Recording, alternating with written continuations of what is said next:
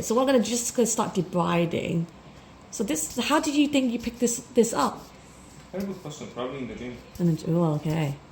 And then it just grew bigger and bigger and bigger, didn't it?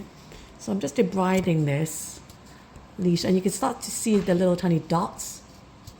So I'm spitting in your hands, huh? Okay. And you can see how big the lesion is. And have you been using some acid on it recently? Yes, but it was like 1 year ago or something. Okay. Ah. So it's really big, isn't it? Oh. I want to make it bleed a little bit. It's big. Yeah, it's bleeding a little bit. You feeling okay? Yeah, for now I'm stressed. So the podiatrist didn't divide it? Didn't take off the first layer? No, she did. So it was like first it was scrapping, then it was sweet. Okay.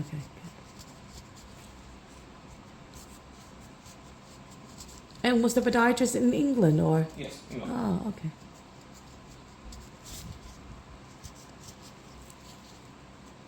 This is actually really, really big. Bleeding was poked out. Yeah, the capillaries are squeezing out. By the way, is it one Verruca or two, or I don't know? It's one massive one. It's like just one big circular one. But I'm not sure how deep. I don't want to make you too uncomfortable for this weekend, so let's just see.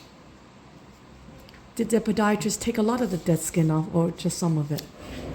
So now, I don't really remember. But it was always like it was more than less. Mm-hmm. And what about dry needling? You don't want to do dry needling? Look, generally I'm scared of needles. Oh.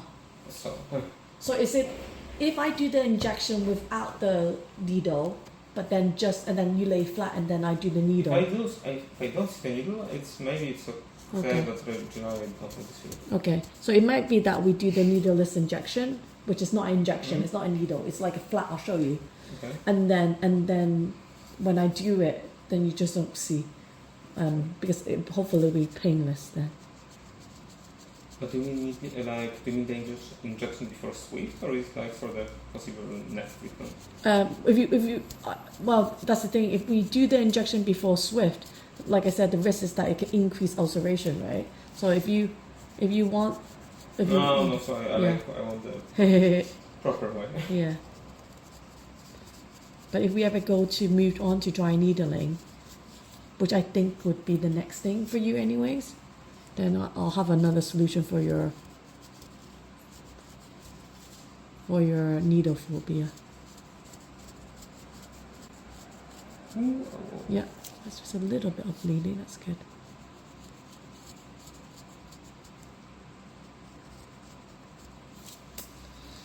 So just a little bit of bleeding. Ideally you want more bleeding, but we'll just wait for that to stop. It's considered quite big, to be honest. So, but the thing is, you're telling me that immunity-wise, you get sick quite easily.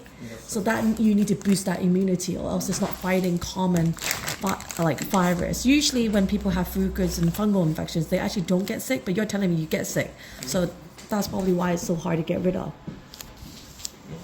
So take your multivitamins with zinc. Placebo effect, think positively, it will go away. And like I said, we still have like 2 other treatments that we haven't done. We can still do dry needling, and you might actually want to consider dry needling next time, because one dry needling. And do I need to repeat dry needling? So sometimes 1 treatment, sometimes 2 treatment, and sometimes when you have that after that swift treatment, you have a little tiny gap. It does want to go away. The one that I did in one go was I did 1 dry needling and then the dry needling improved it, but it was still there. Then I did 1 swift, and it was big like this, and it was a professor from the City University, and it went. So it's all about immunity and waiting for the body to go, hey, yeah, I'm ready to. How long can it survive? long time.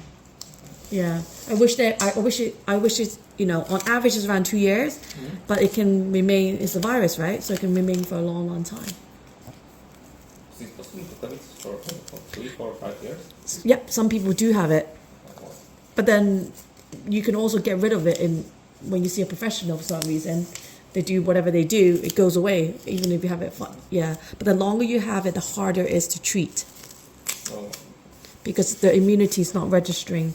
Can I have a rainbow? Just give me. Just.